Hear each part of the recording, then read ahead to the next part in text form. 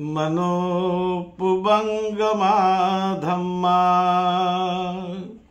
मनोसिट्ठा मनोमया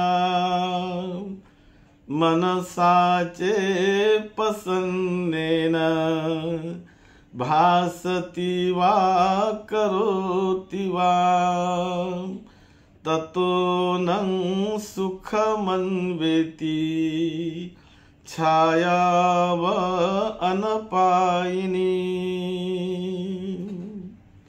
धम्मपद की ये दूसरी गाथा। तथागत भगवान बुद्ध श्रावस्ती में रहते थे। तब श्रावस्ती में एक बड़ा धनी सेठ जिसका नाम था अदिन्न पुब्बक, यानी कभी उसने किसी को दान नहीं दिया, बहुत कंजूस था। ऐसा वो धनी व्यक्ति, उनको एक ही लड़का था और वो नौजवान लड़का कुछ बीमारी से वो बीमार हो गया और बीमार होने के बाद उनका पिता जो धनी था तो कोई पैसा खर्चा नहीं करना चाहता था। वो सोचता था कि ये बीमार हुआ, यदि मैं डॉक्टर को बुलाऊंगा तो जो उसकी फीस देनी पड़ेगी, पैसे देने पड़ेंगे। तो इसलिए उसने कहा कि नहीं, इस बीमारी पर लोग कैसे इलाज लेते हैं वो मैं पूछूंगा लोगों से। पड़ोस के पास लोगों के पास गया, कोई डॉक्टर के पास भी गया, बताए कि ऐसा ऐसा इलाज, इस पर कौन सा इलाज होना चाहिए ऐसी ऐसी बीमारी पर। तो उन लोगों ने, कुछ लोगों ने बताया कि भाई ये लो, वो लो, वैसा लो तो अच्छा हो जाएगा। तो लोगों की सुनकर वो अपने घर में आकर वैसी दवा बनाता था और अपने बच्चों को देता। पैसा खर्चा नहीं करना चाहता था, कंजूस बहुत था। तो एक दिन ये दवा देते रहा। कुछ दिन के बाद वो लड़के की तबीयत इतनी बिगड़ गई, बहुत दुर्बल हो गया वो, और अब अंतिम वक्त उसका आ गया। तो सोचने लगा पिता कि अरे अब तो ये दवा, डॉक्टर को बुलाओ, ये कर। बुलाने का प्रयास भी किया उसने बाद में, लेकिन डॉक्टर ने देखकर कहा कि नहीं भाई, अभी ये बहुत अंतिम स्टेज में है, कुछ करना हमारे लिए बड़ा मुश्किल हो जाएगा। डॉक्टर भी बता दिया। उसके बाद अब वो क्या करे। तो उसने सोच लिया कि यदि लोग इन्हें देखने घर में आएंगे तो मेरी संपत्ति देखकर, ये देखकर लोग मुझ पर हंसेंगे कि अकेला तुम्हारा बच्चा, इस पर तुमने पैसा नहीं खर्चा किया। तो ऐसा मन में सोचकर, घबरा कर उसने उस बच्चे को घर के बरामदे में, घर के सामने उसको सुला दिया कि लड़का यहाँ पर सोने दो। तो वहाँ वो बच्चा सोकर अंतिम सांस लेने की इसमें वो था, ये भी बैठे रहे।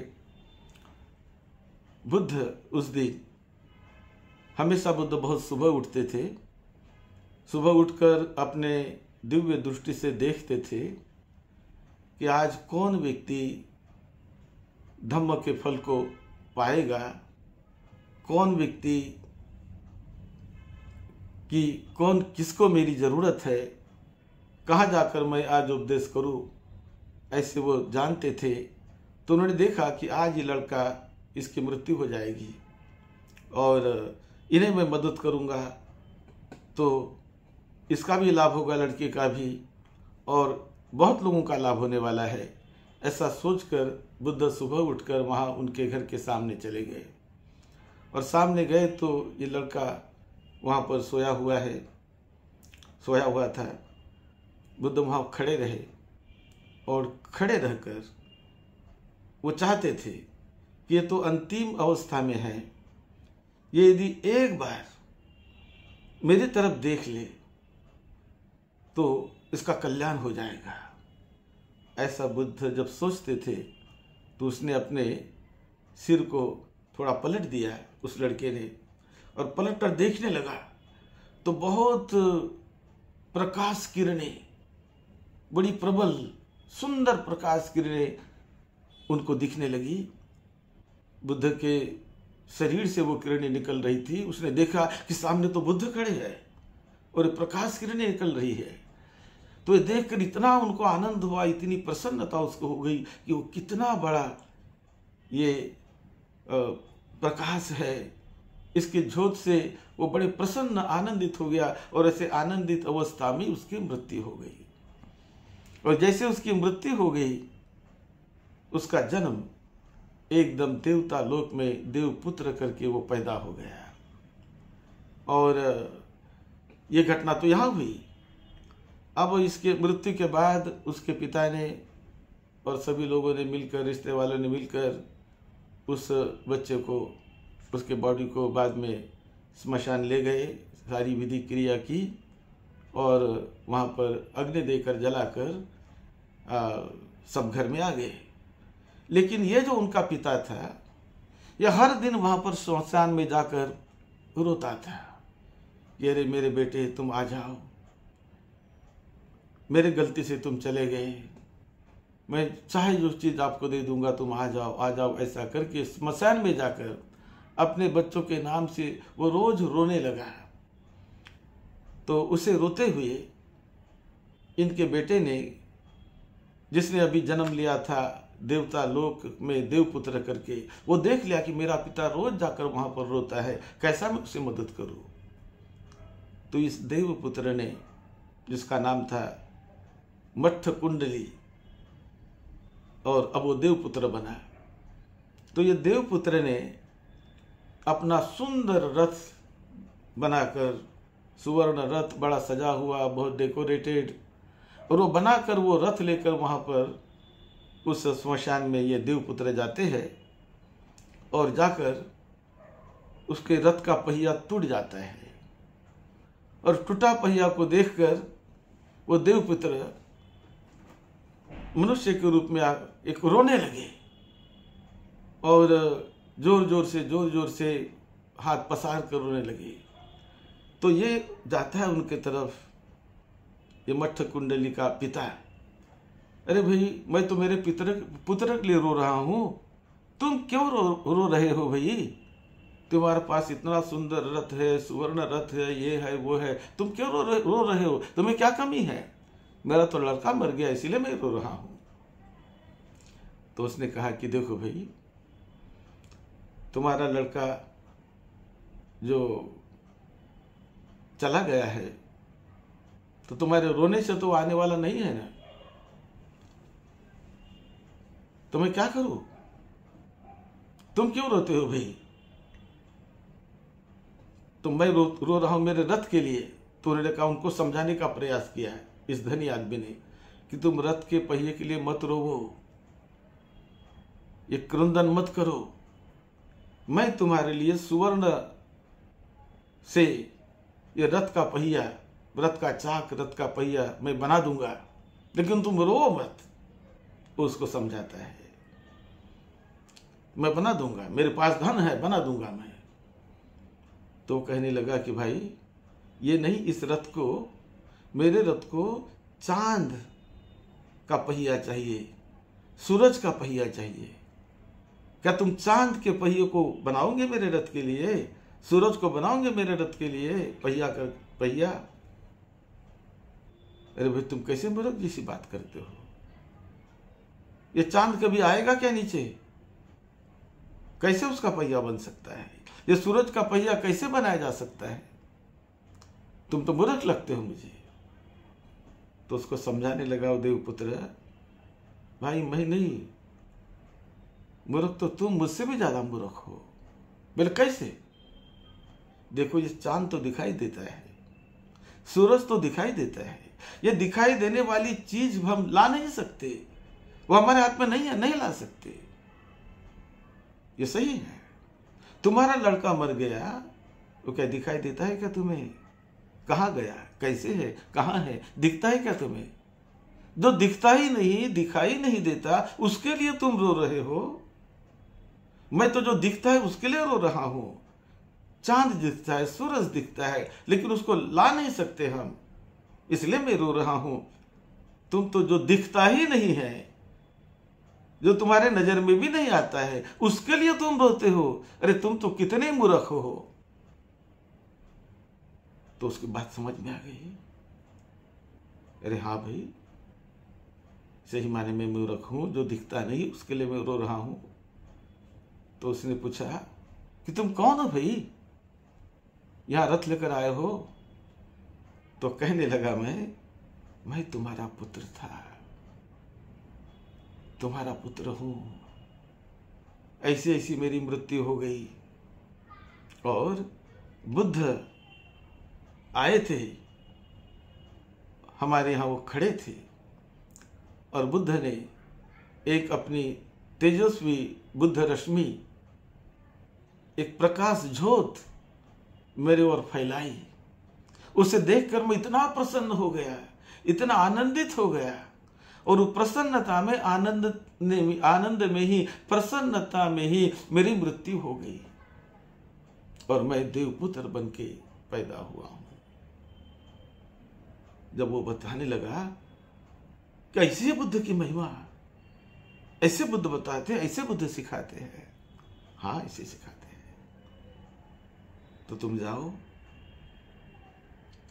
और रो मत, रोने से कुछ नहीं होने वाला। जाकर तुम अच्छे रास्ते से चलो, अपने मन को अच्छे प्रसन्न रखो, कुशल कार्य किया करो, पुण्य कार्य किया करो, दान दिया करो। ऐसा जब उसने देवपुत्र ने बताया तो उसने उनको वंदन करके वो निकल गए। और उसके बाद ये मट्ठ कुंडली के पिता ने दूसरे दिन भिक्खु संघ बुद्ध को बुलाया, विहार में गए और बुद्ध को बुलाया दान के लिए। बहुत लोग उपस्थित थे, भिक्षु संघ था, इन्होंने अब दान दिया। और दान देने के बाद जो गाथा कही गई, तो उस गाथा में बताया है कि प्रसन्न चित्त से कोई यदि मृत्यु होती है तो उसकी बड़ी सुगति होती है, और सुगति होती है वो अच्छे लोक में जन्म लेता है। क्या इसका प्रमाण है कि अच्छे लोक में जन्म लेता है? किसी ने पूछा। तो पूछने के बाद बुद्ध ने मट्ठ कुंडली जो देवपुत्र बना था उसको बुला लिया। तो मट्ठ कुंडली वहां पर देवपुत्र करके आता है सभा में, और आकर सभा में लोगों को बताता है। ऐसी यहां पर कहानी है, लोगों को बताता है कि देखो इस प्रकार से मेरी मृत्यु हुई, बड़े प्रसन्न चित्त से मेरी मृत्यु होने के कारण और बुद्ध का दर्शन करके मेरी मृत्यु होने के कारण मैं देवपुत्र करके पैदा हुआ हूं, और आज मैं यहाँ पर देवपुत्र के रूप में बुद्ध ने स्मरण किया, मैं आया हूं, आपको बताता हूं। ऐसी इस घटी हुई घटना है बुद्ध के जीवन में। श्रावस्ती में ये घटना घटित हुई और उस समय तथागत बुद्ध ने ये गाथा कही, मनोपभंगमा धम्मा मनोसेठा मनोमया मनस्साचे प्रसन्नेन भासति वा करोति वा ततोनं सुखमन्वेति छायाव अनपायिनी। कि जो प्रसन्न मन से जो कोई काम करता है तो सुख शांति उसके साथ ऐसे हो लेती है कि जिस प्रकार आदमी की छाया, उसकी छवि उसके साथ साथ चलती है। आदमी जहाँ कहीं जाए तो उसकी छाया उसके साथ साथ जाती है। इसी प्रकार कुशल कार्य जो कोई व्यक्ति करता है, प्रसन्न मन से जो कोई कार्य करता है, दान कार्य करता है, पुण्य कार्य करता है, ये पुण्य कार्य करने वालों के साथ छाया की तरह उसका परिणाम आनंददायक सुखदायक उसे मिलते रहता है। वो जहां कहीं जाए पुण्य उसके साथ चलता है। जिस प्रकार आदमी जहां कहीं जाए तो उनकी छवि, उनकी छाया, उनकी शैडो उसके साथ साथ चलती है। आदमी खड़ा होता है, छाया खड़ी हो जाती है। वो बैठता है तो छाया भी बैठ जाती है। वो लेटता है तो छाया भी लेट जाती है। छाया साथ नहीं छोड़ती। इसी प्रकार कर्म जो हम करते हैं शरीर से, वाणी से, मन से, ये कर्म का परिणाम हमेशा साथ साथ साथ साथ चित्त के चलते रहता है, जाते रहता है। यही सिद्धांत, यही कर्म सिद्धांत की बात तथागत बुद्ध ने इस सभा में बताई और उस समय ये गाथा धम्मपद की दूसरी गाथा कही गई है। इसलिए प्रसन्न मन से काम करना,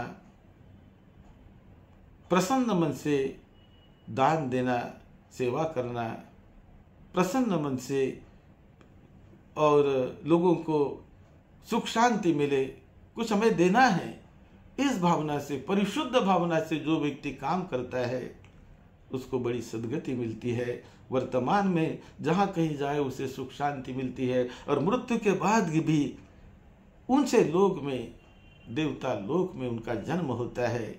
ये बात तथागत बुद्ध ने इस धम्मपद की गाथा में बताई है। आप सबका मंगल हो, सभी को प्रेरणा मिले, कुशल कार्य करने की, मन को निर्मल करने की प्रेरणा मिले और हमारा जीवन धन्य धन्य हो जाए। यही प्रेरणा हमें इस बुद्ध के गाथा से, धम्मपद के गाथा से लेनी है।